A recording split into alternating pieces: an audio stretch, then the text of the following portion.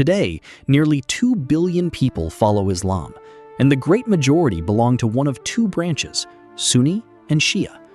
To an outsider, they can be almost impossible to tell apart. They share the same God, the same prophet, the same holy book, the same 5 pillars of the faith. They pray in much the same way. And yet, the line between these two branches has shaped empires, drawn the borders of nations, and run through 14 centuries of history. So what actually divides them? On the core of the faith, Sunni and Shia largely agree. What sets them apart is something older, and in a way more fundamental, a single question about who has the right to lead. And to understand how that one question shaped a religion of nearly 2 billion people, you have to go back to the very beginning, to a community that, from its very first day, never drew a line between faith and power.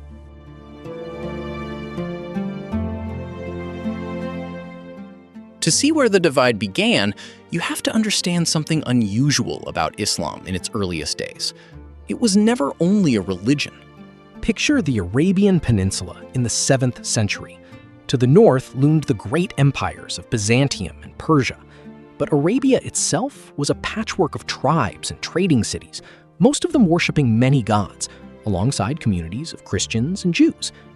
At its heart stood the city of Mecca, and within it an ancient sanctuary, the Kaaba, a simple cube-shaped shrine that, by tradition, held a sacred stone fallen from the sky. The Kaaba was kept by a powerful tribe called the Quraysh. It is into this world and into that very tribe that our story begins. A man of the Quraysh named Muhammad began to preach what Muslims hold to be revelations from God, the message that would become the Quran. He called people to worship one God alone. But woven into that message was an idea just as radical for its time, that a person's deepest loyalty should belong not to their tribe or their family, but to a community of shared faith. In a world organized entirely around blood and clan, that was revolutionary. And to the powerful of Mecca, whose status rested on the old order, it was a threat.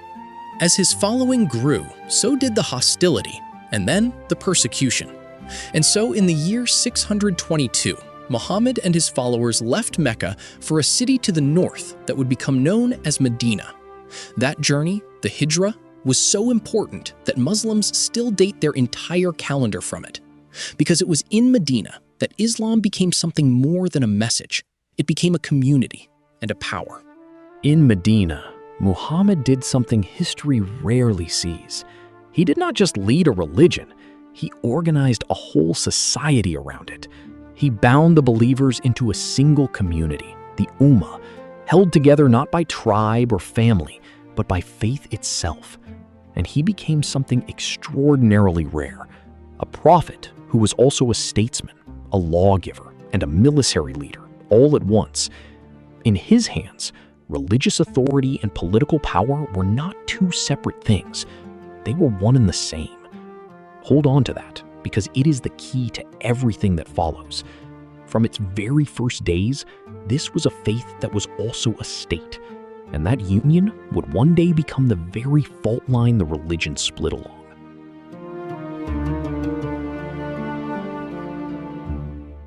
For as long as the prophet lived, that union of faith and power held perfectly. The trouble came the very moment he was gone. Within just a few years, the new faith had transformed Arabia. Even Mecca itself came peacefully into the fold, its ancient sanctuary now the holiest site of Islam. A scattered land of tribes was becoming a single rising power. And then, in the year 632, Muhammad died. And the young community suddenly faced a question it had never once stopped to consider. Who leads now? And this is the heart of the whole story. Muhammad was a prophet, and Muslims understood that there could be no prophet after him. So whoever came next could not simply step into his role. Yet the community he left behind was also a state, and a state needs a leader. The problem was that Islam had no rule for choosing one. The old way of the Arabian tribes was to gather and select the eldest, most respected man. But did that even apply to a community built on faith rather than blood? No one truly knew. There was, quite simply, no answer. And into that silence, the community had to choose. In the end, the leading companions chose one of their own, Abu Bakr, among the oldest and closest of those who had stood with Muhammad from the beginning. He was careful about what he claimed. He did not present himself as a new prophet, nor as the holder of Muhammad's spiritual authority. He called himself only a successor, one who would carry on the path the prophet had set. The community had its leader. To most Muslims, he is remembered as the first of the rightly guided successors. But a question left unanswered does not vanish. It waits. Because not everyone agreed that age and seniority were the right way to choose. A number of Muslims believed the choice should have rested on something else entirely, on closeness to the Prophet himself.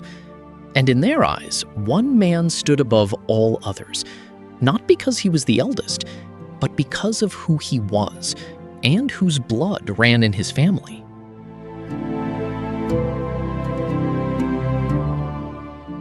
That man's name was Ali, and the question of whether the community had chosen rightly would, in time, divide it forever.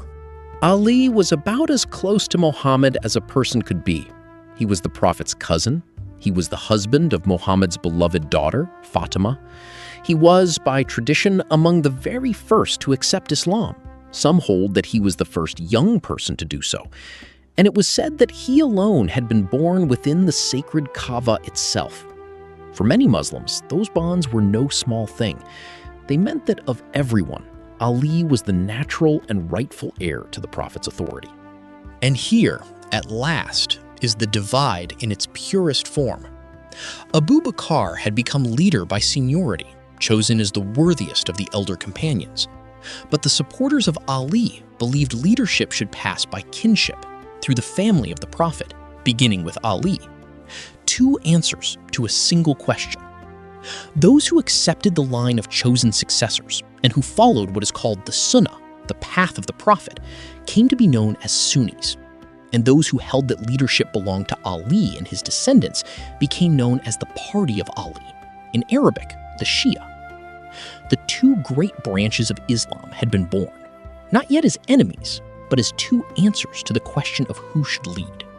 At first, this was a single disagreement within a community still largely united and still expanding at astonishing speed across the ancient world. Two more successors led after Abu Bakr, and the young empire grew with every passing year. But beneath the conquests and the triumphs, that first unanswered question never went away. It simmered. And within a single generation, it would finally erupt, not as a debate, but as a war.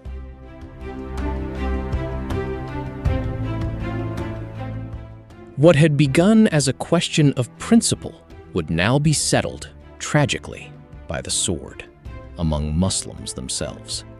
The third successor, Uthman, met a violent end. He was not killed by a foreign enemy, but in a rebellion raised by Muslims themselves, and his death tore the young community open. This was the beginning of what is remembered as the first fitna, the first civil war of Islam. The unity that had held since the Prophet's death was shattering, and the question of rightful leadership was now soaked in blood. It was now that Ali finally became the leader of the Muslims, and he inherited the war along with the title. He faced powerful opponents who accused him of failing to bring Uthman's killers to justice.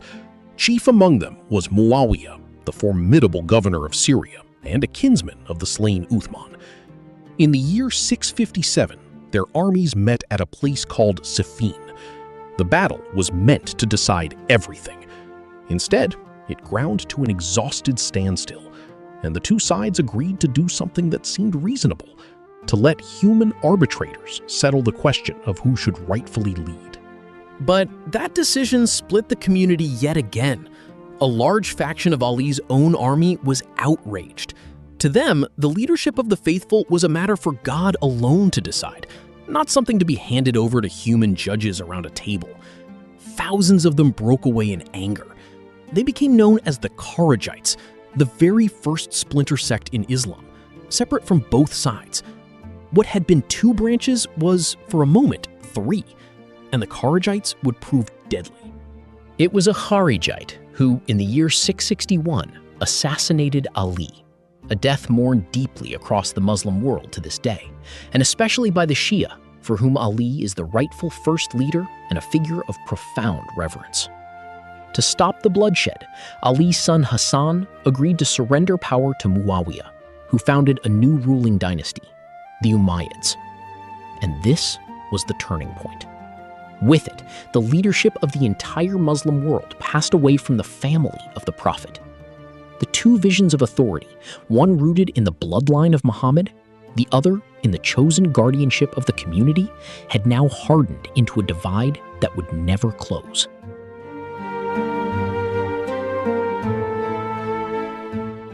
And so we return to where we began, to what truly separates Sunni and Shia.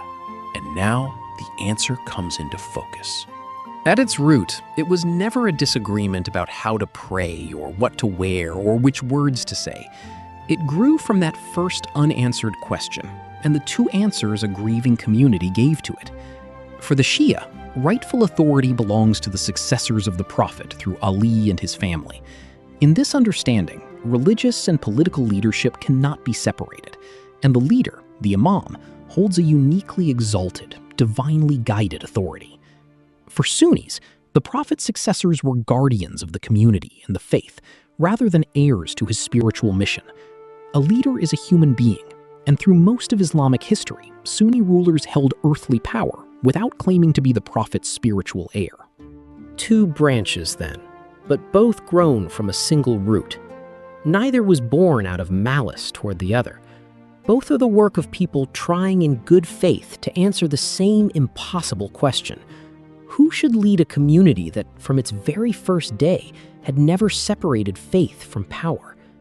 It is the same question that fell silent when the Prophet died, 1400 years ago, and the world has been answering it ever since. Today, that ancient answer still shapes the world. It has built empires and helped draw the borders of the modern Middle East, and it touches the lives of well over 1 billion people. The Great Divide in Islam did not begin as a war over how to worship God. It began as a question about who should lead in his name, a question asked in grief 14 centuries ago that no one ever fully resolved. And its answers still echo through the world today. This channel is about exploring history a little more closely than usual. The people, the choices, and the moments that quietly shaped the world we live in. If you enjoy history told this way, stay with us. There is always another story worth telling.